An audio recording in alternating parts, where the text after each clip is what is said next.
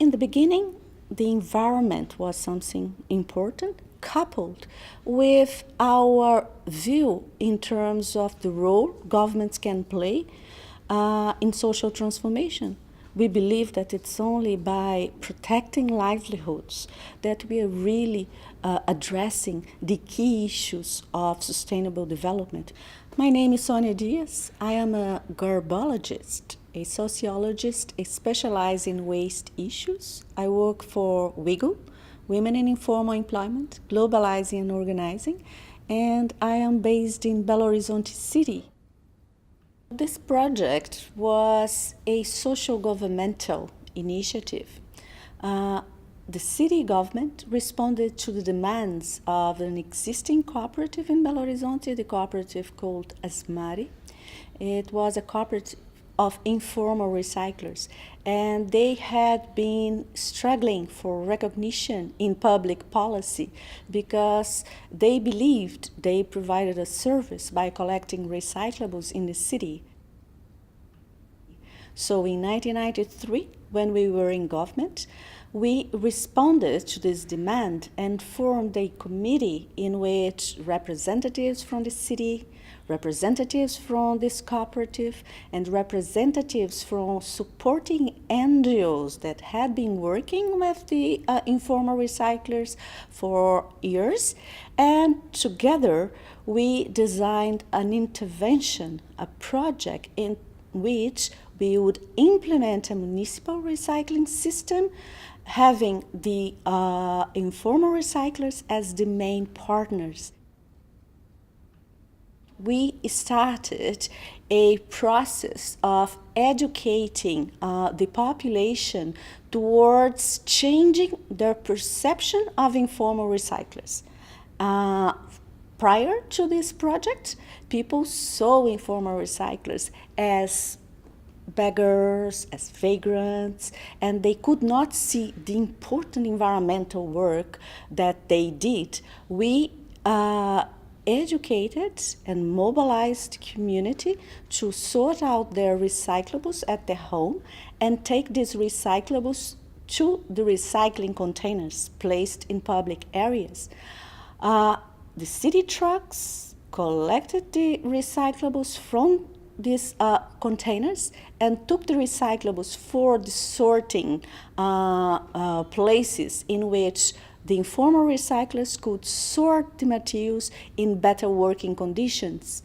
And later on, the system evolved, and we started to have door-to-door collection of recyclables in addition to the recycling containers. When we devised our integrated solid waste management model, the word zero waste was not in place at that time, but the word sustainability was.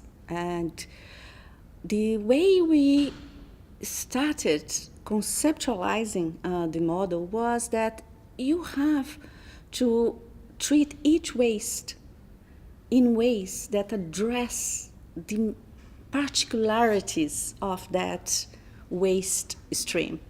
The process that we designed for construction waste was based on the idea that we, as a city, had to provide ways for them to carry on performing an activity that provided them with their livelihoods, but in ways that protected the environment. So we built what we called small reception units for collection of waste debris. So this was scattered in many regions of Belo Horizonte, and the informal collector of debris could come to these reception units and deposit the debris there with no charge.